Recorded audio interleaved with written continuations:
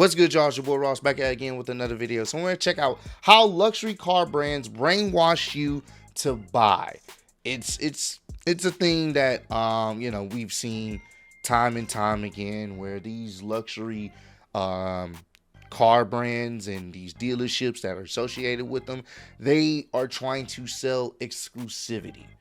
A lot of car brands are going to try to, upsell you on something, because they want you to buy the car. But especially with the luxury ones, they're trying to sell you on rarity and exclusivity. They want you to feel like you're a part of a very small elite group.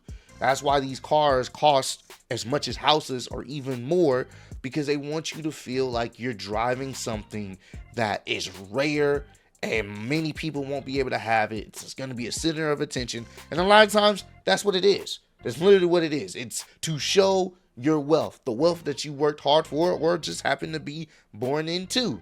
I'm not taking it away from anyone that's born into that situation. That's a blessing. But that's what it is. It's to sell you the idea of rarity. So we're going to check this out. I want to give a proper shout out to the channel that we're checking out. Sabri Subby. I hope I'm pronouncing that correctly. We're going to check this out. I'm going to link the original video down below. And I thought this would be a very interesting video to see, the perspective. Obviously, my man probably has some money where he can go to these dealerships and kind of see how they try to break you down to get you to buy.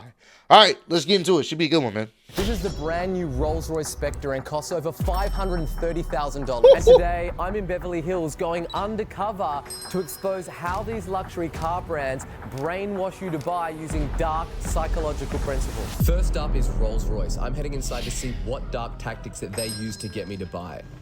How you doing? We're here to sit in the Spectre. And here is our first suspect. What's this color called? This guy's already on to me. So we switched to our secret recording glasses, which we'll use to capture all of the unseen tactics that these brands use to 10x their profits.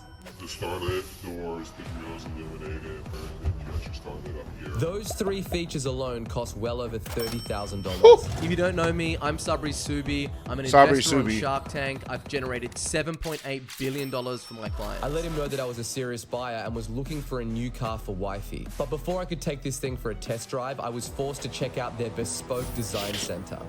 Yep, and we checked out a video talking about how detailed the customization that they have for Rolls-Royce, and this is what they do.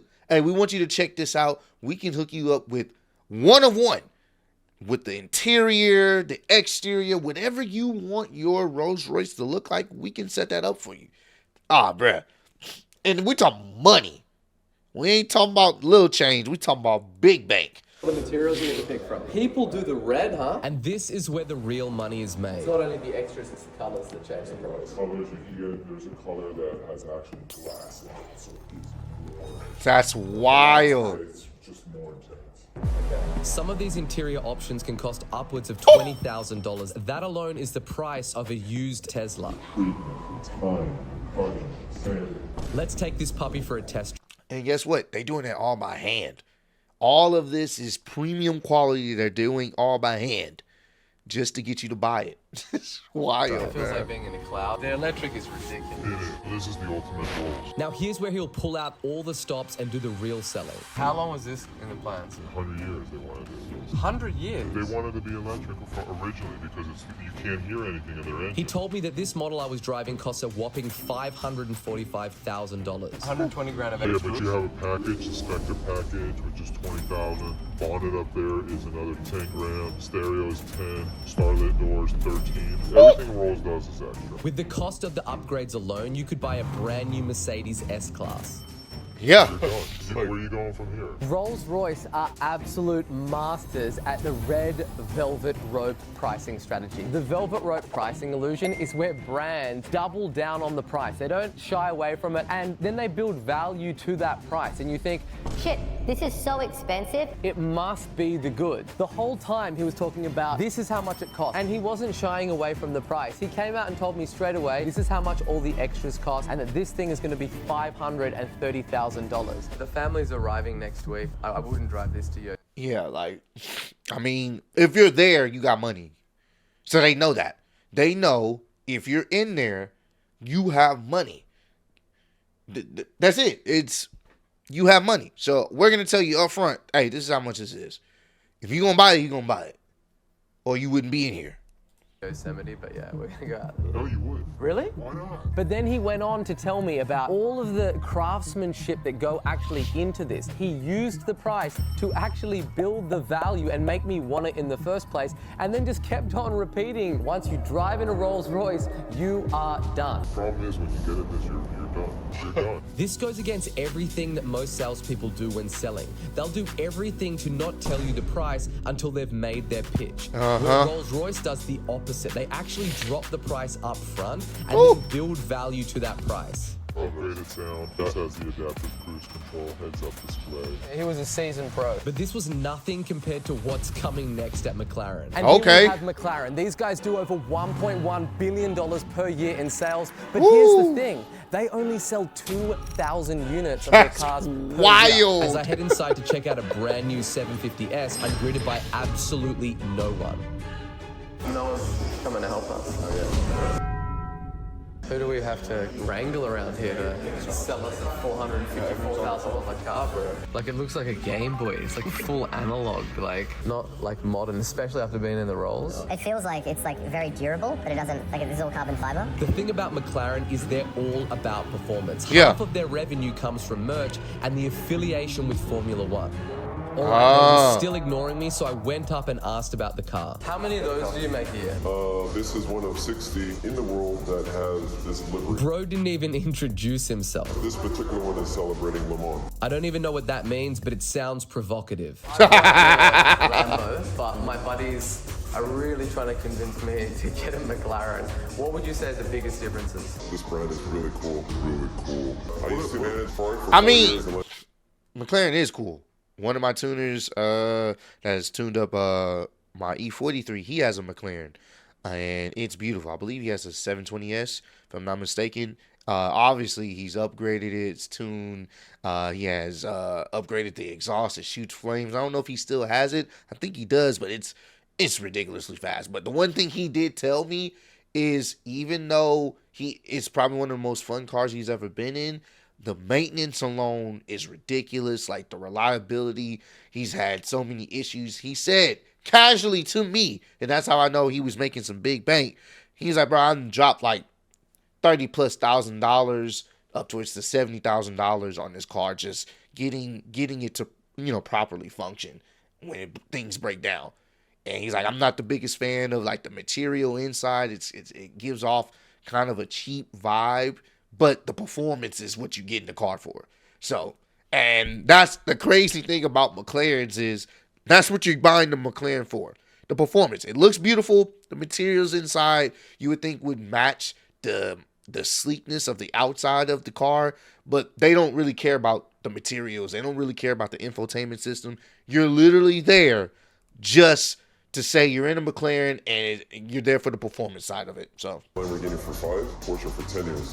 Why? Technology. You're not spending $3 million right now. You're spending under $500,000. What a bargain. All our doors open up like this. Yeah, it's sick. All our cars have a... Are you starting to sell more? Halfway through his pitch, he abandoned me once again to take a quick phone call, and I was back to waiting around for help. So McLaren is clearly using the rude sales clerk strategy. These guys didn't even serve us for the first 10 minutes that we were in there. I had to literally go knock on the dude's office door and be like, Yo, we're here to buy a car.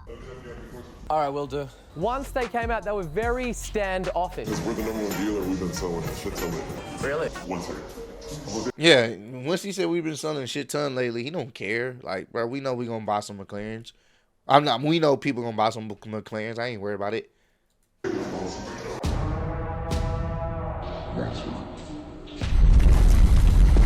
It wasn't until I flexed on these guys, I've got the Lambo, did he start to give me the attention that it is that I want. There's been studies that show that the ruder that the sales clerk is, the higher the sales. And the person comes in with a bit of chip of their shoulder and they want to feel included. No one's coming to help us. And as a result of that, you've been mean to them. Yep, and that's a interesting tactic, because if you go off on some, bro, he must not think I got the money to do this. Hold on. Hey, I'm going to buy that. I'm going to buy the most expensive patch. You got me fucked up if you don't think I can buy this. I can get this. Like, what? Like, That's how people sometimes think. Rude service makes it seem like you don't belong there. And it's like you got to start showing like, hey, bro, I can buy all these cars if I wanted to in here type shit. Them and they're like, fuck this guy, like I'm gonna buy this Lambo or I'm gonna buy this McLaren right now. It's definitely a tactic that these guys use. 1 second. Most businesses, they do the opposite. And if you're just way too over the top, people don't believe you. They feel like you're just gonna tell them everything that it is that they wanna hear. Instead, what you wanna do is be a little bit more laid back and you're gonna make way more sales. I had to chill out after that one, so I headed over to Bentley to see exactly what these expert craftsmen have in store.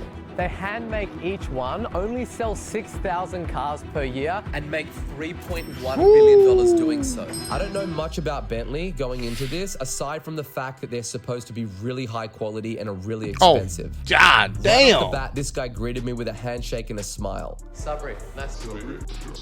I told him I was looking for something that I could drive every day back to my $64 million Malibu mansion. What would you recommend? Is it just gonna be you and someone else? Do you usually have like... I've got 3 kids, but this is gonna be predominantly for me.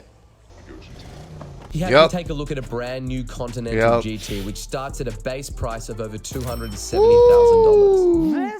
This is the new Continental GT. Hey, shout out to Doug, man. I'm subscribed to his channel. I love his quirky reviews of different cars and stuff. So shout out to Doug, man. I'm glad he put him in this video.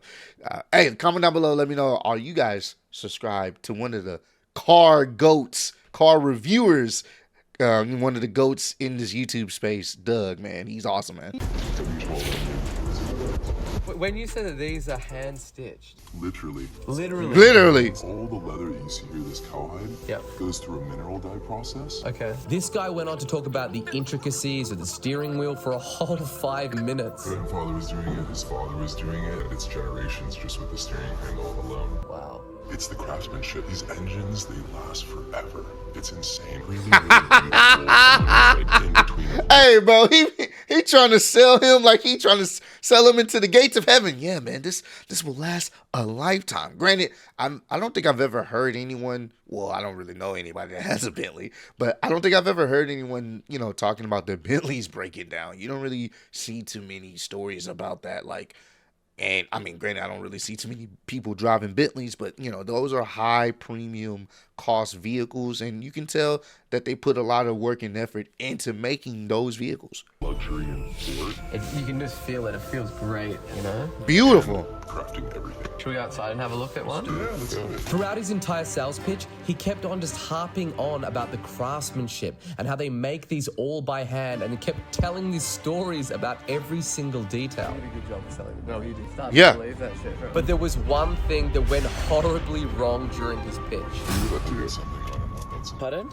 Oh, what's that doing? Did you see that? I put my phone in the middle of the dash, and he saw the recording thing, and he was like, I just saw like this hot wave of heat run through his body, and it was like, oh fuck. That guy was onto it. I thought for sure he was gonna call us out. I went in there just to see what they were doing, but my God, he told a beautiful, beautiful story. He was talking about how generations of people have been sewing the steering wheels. He sat with the grandfather and saw how he hand stitched everything. I was like, man, like I might actually buy one of these cars. This guy's doing such an incredible job. And that just goes to show how far a good story will go. And most business owners, they have an incredible story to tell. Just telling people that, you go from a merchant to a brand where people are bought into what it is that you're doing and that you are the best person to help them solve this problem in the first place. Next up is Porsche. These guys do an insane $44.6 billion a year in revenue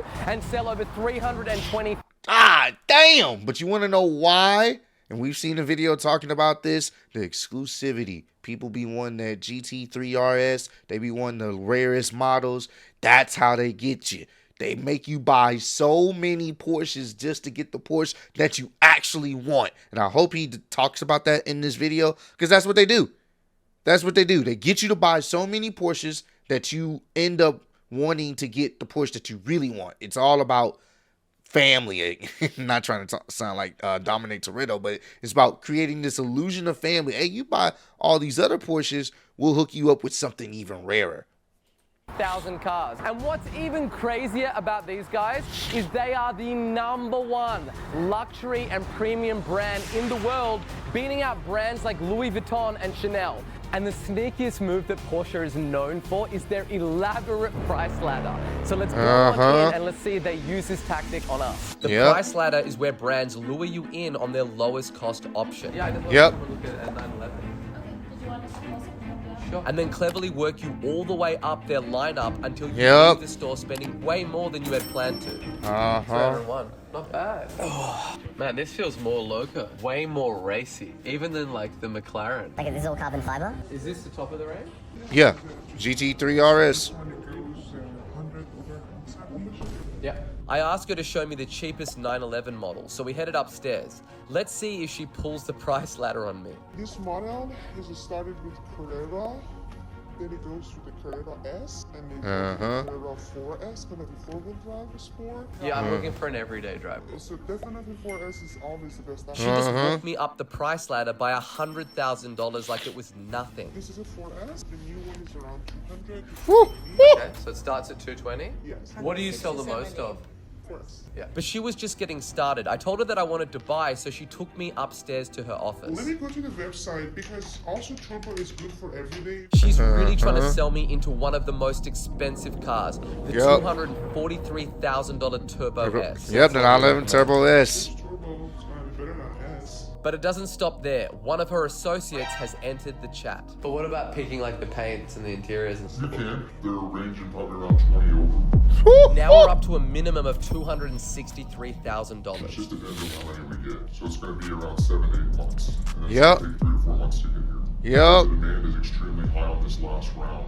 Hopefully we get about 6 or 7 allocation spots. If we get 2 or 3, yeah, it's going to be pretty nuts. Dude, that was definitely the ritualized buying process I've ever seen it, seriously. These guys were telling me that if I wanted to change the color of the car, I was gonna have to wait a year and a half in order to get it. If you think of anything that is luxurious, you always associate a long period of time either to make that or to buy it. If the process takes a long time to get it, then you naturally want it more and you associate a higher level of quality with things that take time to get. So she can get your info, just reach out to you, probably be middle of December.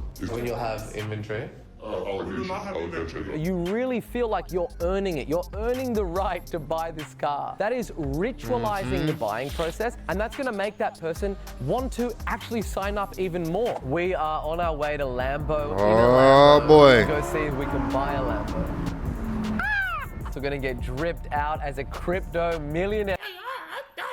These people don't know what's coming. So we want to see how they treat us any different. I'm going out there dripped out, either crypto millionaire or rapper, but we're going on into Lambo. These guys do over $2.9 billion per year in sales and sell over 10,000 cars. And everybody knows Lamborghini. They are like the Gucci of the car market. As soon as you see a Lambo rolling down the street, you know what's up. So let's head on inside, see what are the strategies that they're going to use against us. And I got to say, this one is by far the craziest. As soon as we got inside, this guy immediately asked if I wanted to see their brand new $800,000 Revelto.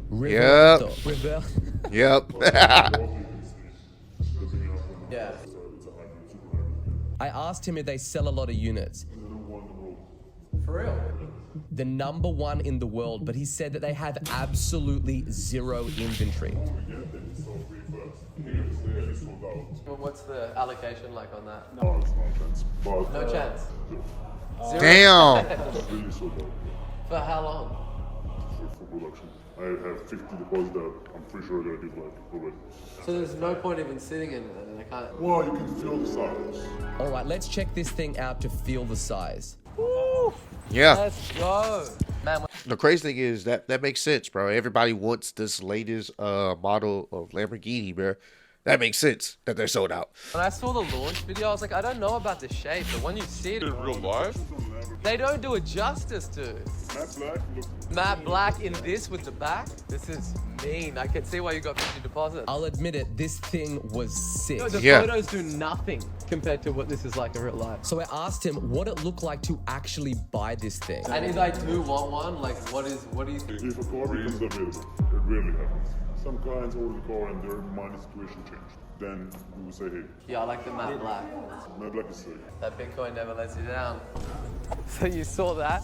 The first thing that came out of that guy's mouth was, we have zero inventory. I'm like, zero? And he's like, zero. Oh, it's nonsense. I guarantee you that this guy is gonna text me today at some stage and say that he has found some inventory. This is manufactured scarcity. Guaranteed. This is a textbook play for these brands. So I went about my day to see if this guy would text me back, and honestly, it didn't take long until I heard from him. Nice meeting you. I'll keep you posted. There is a big shipment arriving on Friday. If anything becomes available. And here's the thing about that, bro. Here's the thing about that.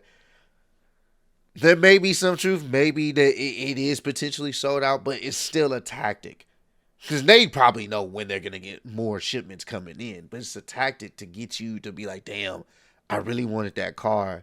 Then, like you said, he'll text you and get your hopes up. Maybe you put down a deposit to kind of secure your spot. It's really all just to make it seem like, oh, we don't have the car no more, when that's actually not the case.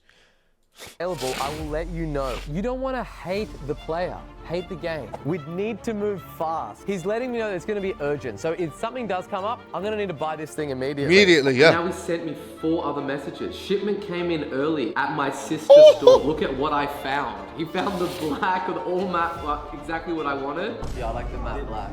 Matte black is sick. With the red calipers, dude. And they had zero inventory available of this. You're gonna buy it for me, right?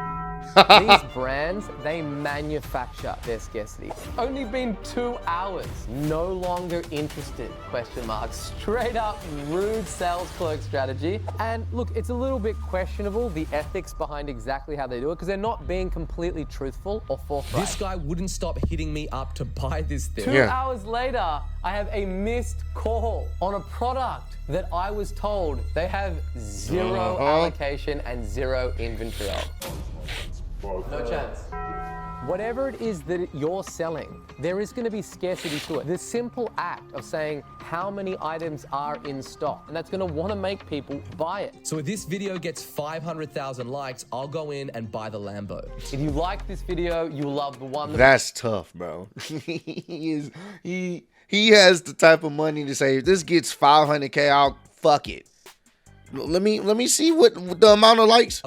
I'll go in stock, and that's going to want to make people buy it. Just listen to this. 500,000 likes. I'll go in and buy the Lambo. 500,000. Did he get 500,000? He's not there yet.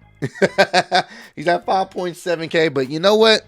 I'm gonna add it. So hey, there we go. Hopefully you end up buying it. You got that type of money. Hey, 500K. I'll buy the damn Lamborghini. Fuck it, buy it, bro. Hey man, this was a dope video, very informative. And when it comes to these luxury brands, hell, he didn't even go to Ferrari. They are, bruh, they don't play. They are they give off super mega exclusive, and they let it be known like, hey bro, you're gonna have to buy a lot of these before we can even really like talk to you on some, hey, you want something that you want, like, and you gotta go to our events, like, bro, it's crazy.